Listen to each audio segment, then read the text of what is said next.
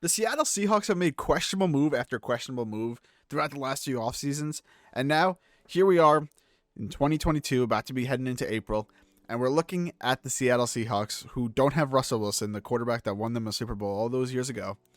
They don't have the Legion of Boom anymore. The only person really left on that team from that era is Pete Carroll, the coach they decided to stick with instead of keeping Russell Wilson.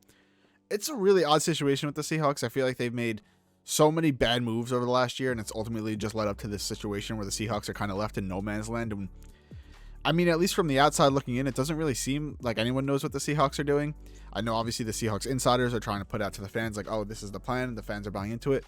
But let's be honest, the Seahawks have no quarterback right now. They had one of the worst defenses that's probably going to get even worse this year. The Seahawks are in a rebuild mode. I know they have DK Metcalf and Tyler Lockett. I think those are two great receivers. They lost Gerald Everett in free agency. They cut Bobby Wagner. They traded Russell Wilson. Anything they had going for them, apart from their wide receivers, is basically gone. It's just such an odd... And they lost DJ Reed, their best cornerback on that team. So I don't even know what's going to be looking like on the defensive side of the ball. And then the offensive side of the ball is obviously going to look completely different for the Seahawks because they're losing one of the best quarterbacks in the league. Now, in this video, I wanted to discuss some of the rumors that we're seeing about the Seattle Seahawks, discuss where I think they went wrong, and how this rebuild for the Seattle Seahawks may be way longer than people think. Now, people are thinking this is going to have to be a quick rebuild because of Pete Carroll's age. Now, I think Pete Carroll is just going to kind of stick it out until he wants to retire from coaching. I really don't think he's going to be coaching a competitive Seattle Seahawks team again. Now, I don't think that's a bad thing, right? I think that sometimes it's better to lose a lot and start building a team correctly than try to do a quick fix and, you know, maybe make the playoffs and lose in the wild card round for 4 years or 3 years, whatever it is. Sometimes losing a lot, really rebuilding your team from the ground up is what's going to help your team. I mean, let's be honest. That's what the Seattle Seahawks did when they had the Legion of Boom, right? They drafted well.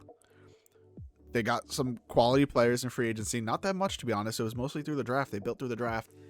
And then they won a Super Bowl, and they went to back-to-back Super Bowls and lost the 1 yard line. You know, there's so many things where I think the Seahawks have already done it. So honestly, I think even if you're a Seahawks fan, you have to hope that instead of trying to do a quick fix, they're going to take the right route and try to build a team that's going to be successful years to come like they just had. So I think that's why Pete Carroll is going to stick it out, because there's no point in bringing a new coach who's just going to be stuck on a bad team, going to be losing, and then he's going to be forced to be fired, right? You stick it out with Pete Carroll. He's already won you a Super Bowl for you. He's got his win. Now he's going to kind of go off on probably not great terms. That's what I imagine. There's so many rumors talking about how, you know, with them trading for a first-round pick, because, you know, obviously they gave up a first-round pick. They gave up 2 first-round picks for Jamal Adams, which is where I think everything started to spiral out of control. However, they were able to get one of those first-round picks last year, actually able to improve it, right? Because their pick is the 10th pick, which now belongs to the Jets. But they traded they traded Russell Wilson to the Denver Broncos and got the first-round 9th overall pick this year. So technically they moved up one spot, but they had to give up a lot to get there. People are talking about them drafting quarterback. I think that might be the worst decision for the Seattle Seahawks because there's too many holes. And I don't think any of these quarterbacks are Peyton Manning, right? When Peyton Manning was coming to the NFL, everyone knew he was the number 1 overall quarterback. He might have a bad rookie year because he was on a bad team, but he had the ability to be a proven starter in the NFL. Now, I've talked a lot about Malik Willis on the channel. I think he's going to be a great quarterback. It needs to be the right situation for, I think, any of these quarterbacks. Whether you think that Malik Willis is the best quarterback, whether you think Kenny Pickett, whether you think it's like Matt Corral, whoever you think, I think it has to be the right situation for any of these quarterbacks in this draft to be successful, because I think it's going to take time for them to develop into NFL quarterbacks. I don't think any of them are day one starters, to be honest. I think they could all develop into great quarterbacks, right? There's always that possibility, but none of them should be walking onto the field week one expected to be a starter that's going to win them games. And especially Malik Willis, who's been linked to the Seahawks a lot lately. I just don't see it being well because you're putting him in a situation where he's set up to fail. Now, obviously, I know that's going to be hard for Seahawks fans to take, but let's be honest, right? This quarterback draft, we've known for months now that it's not great. There's been rumors, you know, since playing last season that there was a possibility that there wouldn't be a quarterback taken in the entire first round. Now we're talking about 2 potentially going in the top 10. If I'm the Seahawks, I have so many needs right now. It's better to take a player that's going to be a proven quality starter in the NFL than taking a risk on a quarterback who might not work out on a team that's not the right situation for him. I think all fans of the Seahawks could agree on that one.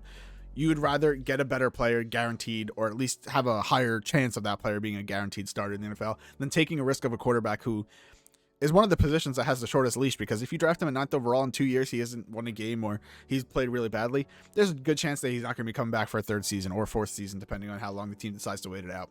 So I don't see that being a possibility. Then there's the possibility of taking Baker Mayfield, or trading for Baker Mayfield, I should say. I think that is also a terrible decision for the Seattle Seahawks. That is putting a bandage on a bigger problem. He might be able to come in, you might be able to win some games, probably miss the playoffs because you're in one of the hardest divisions in the entire football league. And like I said in the beginning of the video, I don't want them to put a bandage on a huge wound, right? And I think if they trade for Baker Mayfield, that's what's going to happen. I know they're the favorite to land him because it seems like the only possible choice for Baker Mayfield to really go. But Baker Mayfield, we know he's not a superstar in the league. I think he's a quality starting quarterback who thrives off play action and is kind of a game manager. He could do a little bit more than that. I know he was hurt this past season. I made a whole video talking about Baker Mayfield and how I thought he was, I still a quality starter in the NFL and a good quarterback, probably a top 15 quarterback if he's healthy. But this is not the right situation for him. The Browns were a great situation for him. I think Indianapolis would have been a great situation for him. There's some other teams I think are a great situation for him that they're not going to trade for him. I think Baker Mayfield's going to stay on the Browns, because if the Seahawks are smart, trading for Baker Mayfield is going to cost you more picks than you're going to want to give up, and you need to build your team. If you trade picks for Baker Mayfield, you're losing your future for a quarterback that possibly can't even win with the roster you have right now. It just doesn't make sense for the Seattle Seahawks to take a quarterback this year, to be honest. I know they're going to need one, right? I don't think they want to go into the season with Geno Smith. I think you get a cheaper quarterback. You don't trade for one, and if you do want a quarterback in the draft, you take one of the later rounds of the NFL draft and try to get him, whether that's like a Matt Corral in the 2nd or 3rd round, depending on how far he falls, or if you want to take even someone like Carson Strong, who's going to be a risk probably in like the 6th round or something like that. That's even if he's drafted, right? I just don't see any of these quarterbacks right now being a viable option for the Seattle Seahawks, and honestly, they're in a really tough situation. I just don't think that drafting a quarterback at 9th overall or trading for a quarterback and giving up draft picks is the right choice for the Seattle Seahawks, because like I said, there's just too many needs on this football team for them to try to put a bandage on a bullet wound, right? It's not going to work. Now, for the Seahawks, it's going to be a really rough season, I think, and I know their fans don't want to hear that, but I think it's going to be a good season, a progressive season. You're going to try to develop any young talent that you have on the team. You want a quality draft, and it's an exciting time. Anytime you can go into a draft wanting to draft the best players. And the Seattle Seahawks, they have 1 first-round pick and 9th overall, like we talked about. Then they have 2 second-round picks. They have a 3rd-round pick, 4th-round pick. And then they have 2 5ths and a 7th. They have plenty of draft capital. They could even do something with that, maybe trade for some other quality starters, maybe some young budding players in the NFL. There's so much opportunity for the Seahawks. I don't mean to just continuously bash them, right?